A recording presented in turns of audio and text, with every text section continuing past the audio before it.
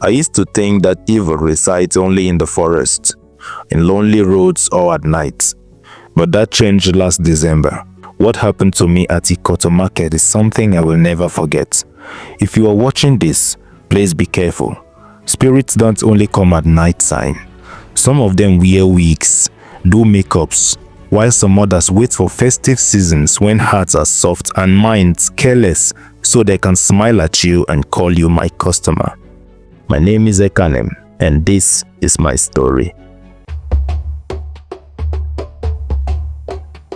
The December sun sat boldly over the bustling market of Umuahia, refusing to soften even as a harmattan wind brushed lightly across the town.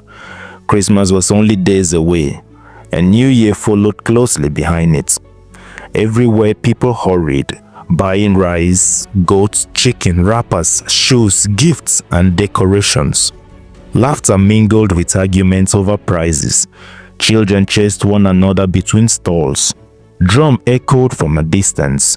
The air held joy, thick, warm, and contagious. In the center of all this excitement stood a newly opened shop with a shiny wooden signboard, Oma's Treasure.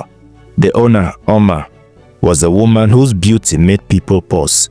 Her skin glowed like ebony skin, polished with shea butter 7 times a day. Her shop sold colorful fabrics, fine beads, polished shoes, jewelries, perfumes, and sweet-smelling oils in delicate bottles. But it wasn't her beauty or the goods that made people patronize her. It was her marketing magic. I only went in to buy a simple cap for my uncle. When I made the payment, Oma held my hand a second too long. Her touch was cold. "A free perfume for the festive season, my dear," she said, placing a tiny, wrapped bottle in my palm. "A single drop will make your spirit feel light." I thanked her and left. The bottle felt warm. When I got home, curiosity got the better part of me. I uncorked it and brought it to my nose. I haven't even inhaled it yet, when a scent, thick and sweet like rotten gardenias, seemed to push its way into my senses. A wave of dizziness hit me, not unpleasant but deep, like falling back into a soft dark bed. I felt the presence of people around me. My worries about everything in life melted away in a second. Everything was beautifully and blissfully quiet. Though I didn't suspect the perfume caused it, I corked it, hid the bottle in my shelf where I kept loose change and receipts. Everything did not sit well with my spirit, but I couldn't explain anything. The next day, I returned to the market to run another errand for my mom. While waiting for the yam seller to bag my purchase, I leaned against a pole near the vegetable stand. That's when I started suspecting Oma and her shop. First, I saw Chinwe the seamstress. Her store was next to the yam seller. Just yesterday, she was rejoicing, showing off the new Ankara she bought from Oma's Treasure.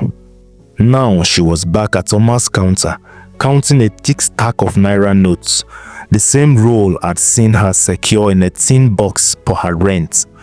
My mother had mentioned just a week ago how Chinwe was finally free after years of apprentice. She handed the money over for a glittering necklace. Her face was serene, but her hands were empty of the rent money. Then Emeka, the commercial motorcyclist, he was a familiar face, always talking about her kid sister's education, how he was driving extra hours for her school fees.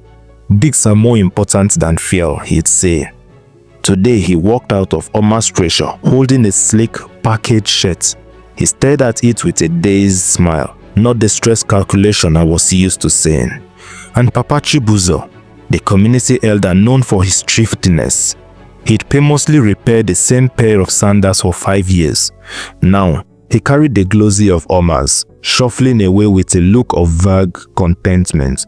All of this was building up to something and taking me somewhere, but I still couldn't place it.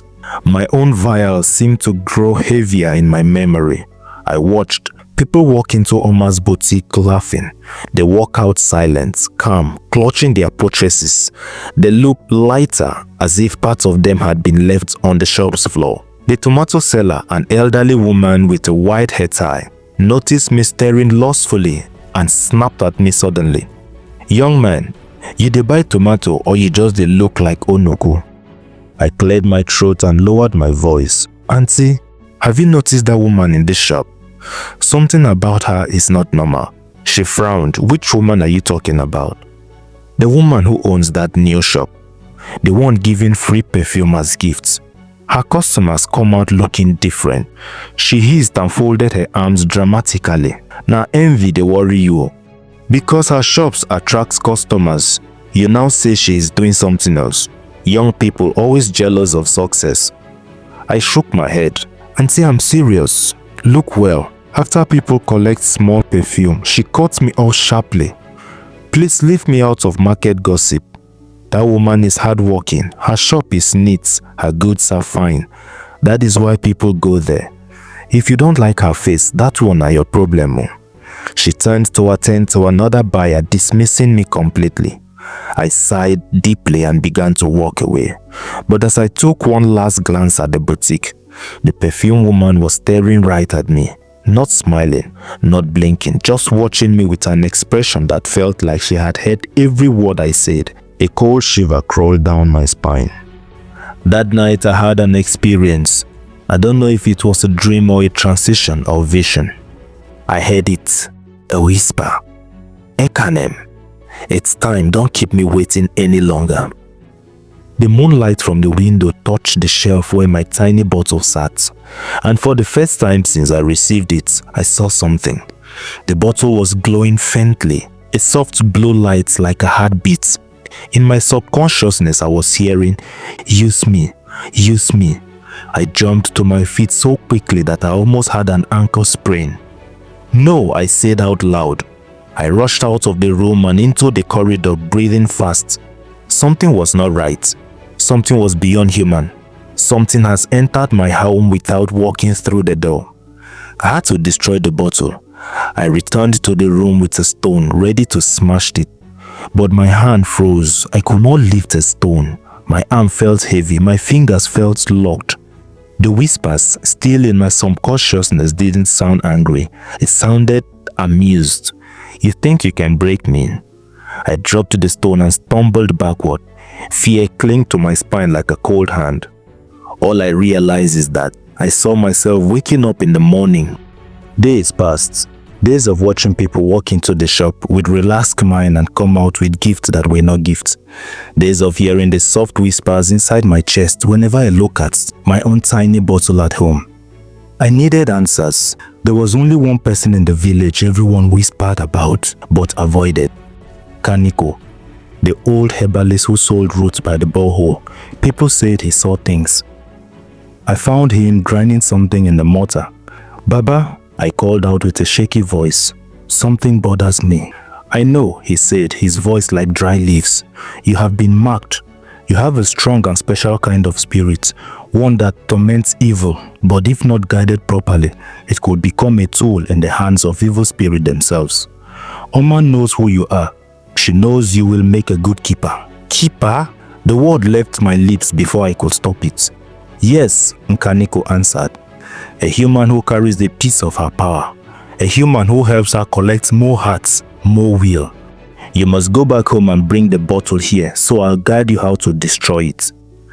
I ran back to the house at once to fetch the bottle, but it wasn't sitting on the shelf where I left it. Perhaps my sister had carried it, I said to myself. My sister and my mom had traveled to my maternal home to celebrate Christmas. I went back to tell Nkaniko that I couldn't find the bottle on my shelf where I left it. Nkaniko laughed, the kind of laughter that calls you fool. He told me of Ndiuche, the spirit collector, older than the first name given to hunger. "They do not want your money," he said. "They want the fire inside you, your will. They collect it, drop by drop, until you are an empty shell, going back to her shop to buy things you do not need, just to feel her approval, just to feel anything again. The perfume is the needle, the shop is the vein." "How do we stop it?" I asked. "You break the needle," he said, "but you cannot do it alone, and you cannot wait any longer. Time is of essence here." Her hunger is growing louder and louder. You have to patronize her again so you could freely be given another bottle of perfume. You must bring it to me at once so I'll guide you how to destroy and trap her spirit forever. Driven by the desire to stop Omar, I did not wait another minute. I went at once to get something from Omar's treasure. But to my greatest surprise, the shop was nowhere to be found. Omar had vanished, leaving no trace of her. No shop, no signboard, nothing at all to even remember her. Omar the spirit had known. She had our plan in the shifting tide of fate and had simply vanished, retreating deeper into the shadows from whence she came. I stood there in the clearing. The victory I had planned crumbled into dust. The war was not over. It has just retreated. And I was now a marked soldier, standing on an empty battlefield. My enemy invisible, but maybe forever present. Nkaniku walked slowly to us, leaning on his staff. He looked exhausted. Is she gone forever? I asked. He nodded. Her connection to this place is broken. Your bottle was the last anchor she had, because she could not bend you, and because she feared what you carry. But what was she? I asked, and from where did she come? He sighed. An ancient wandering spirit, older than the shrines, older than the first name given to hunger. Spirit like her survive by collecting obedience and will. They move from place to place, especially during festive seasons, because people are more distracted. Wherever desire gathered, she followed. Festive seasons were her best harvest time. When humans are soft, when longing wore smiles, when people bought joy with money they didn't have. I felt a chill run down my back. So she will go somewhere else. He nodded again. Yes, spirits don't die, they only move. Then came the busiest day of the year, Christmas Eve. As the sun rises high, promising a worthy celebration, casting long shadows like fingers across the market, people woke up confused, tired and weak. Many said they felt like they have been asleep for days. Some couldn't remember anything. Some swore there had never been a shop on that land. Others said the woman vanished before dawn. Life continued, but sometimes in a crowded mall in Uyo, or at a bustling festive carnival in Calabar, or in the quiet of my room, I catch a familiar, too sweet scent on the air. I see a shopkeeper with a smile that is too warm. I freeze. My heart pounds anew. Steady rhythm, not just of fear, but of recognition. The Umwo Igba stares inside me, not as a weapon, but as an alarm. She is out there, in another city, under another name, offering another free gift, and I am here, awake. Always be spiritually alert, especially where joy is for sale. Not every free gift is a blessing. Some are traps, wearing a smile. Thanks for watching. Please like, comment, and subscribe for more animated stories. See you in the next video. Bye.